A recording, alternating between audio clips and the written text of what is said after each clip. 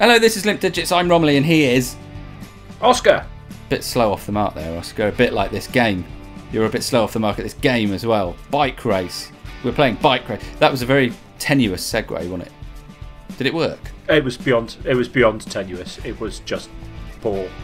It's important to say this isn't both racing each other at the same time. It's one of those games where you pass turns backwards and forwards. So I've just sent Romilly both a recording of our last race, so it shows you what the result was, and then my next run on a particular course, which he has to try and beat. And if we look at the scorecard, which is 10-3, it's quite unlikely that Romilly will beat me, despite what he's just done. Should we tell the nice people what you've done, you cheating git?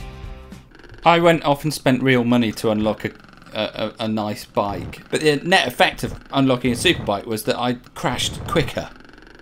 A lot. I'm going to play Oscar now. So this is the result of our last game for your. And I don't know if I won this one or not, but I'm the guy in green because I'm on a superbike and he's just on a little rubbish. I'm doing all right. Too high though. You see, that's my problem. I need to have more control.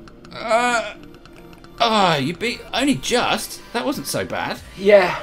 But you know what, Romilly? All that shows is that, as usual, you got it up far too quickly and then you lost control. Right, I'm now taking on the challenge that Oscar sent me, which he's just kicking my ass out. Oh no, I didn't even make the jump! Oh no! I'm so crap at this game.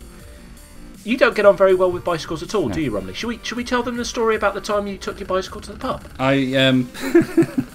So you're referring to the last time I rode a bike. I used to ride my bicycle in London to get to work when I lived in London because I guess was a bit of a masochist. But I had one. You know those days you have when you finish work a bit early and go to the pub, and then you basically don't leave the pub again until someone makes you. Yeah. It was one of those days, and I decided to.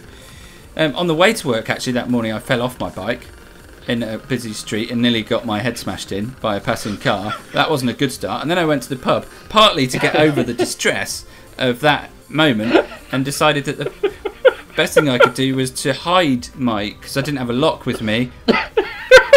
So I hid my bike in a bush near the pub, and it turns out that someone spotted it and took it. Which is called theft, by the way, and you shouldn't do that. Yeah.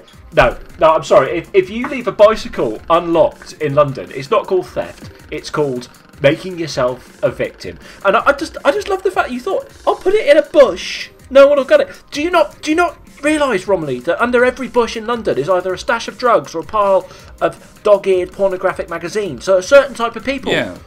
Certain type of person will always look under bicycle. Is this your approach to security in your house as well? When you go out to work in the morning, do you drag some bushes in front of the front door and think it's all right? No one will know there's a house there.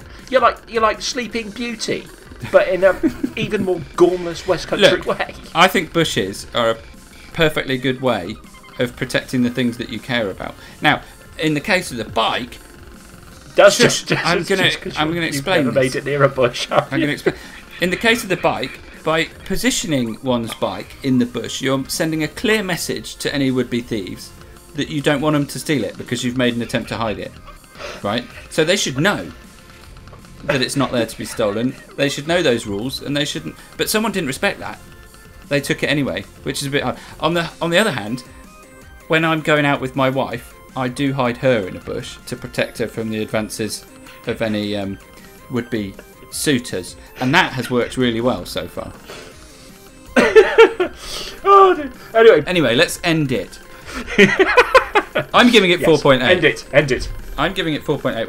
I'm going to give it 4.5 because it's good. It's not that good. It's a little bit simplistic, but it is stupidly addictive, and I think I'm going to mark it down in the same way that I'd mark down methadone. It's methadone for your phone. Methaphone. On that note, it would be good to just tell you what our usernames are. I'm Rombro, and he's Ozgrouch. And if you want a game against people who are basically guaranteed to make you win, come and challenge us, and we will see you on the screen trail race. whatever you call it. Course. The obstacle It's course. a course, Romney. It's a race course. Course. Obstacle course. Yeah, we'll see you on there. Of course. Of course. Tally ho! Bye!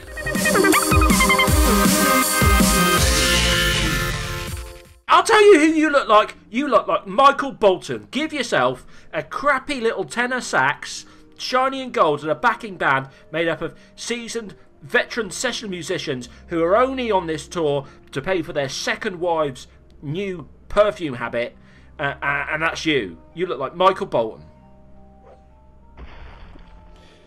I've heard enough. Bye.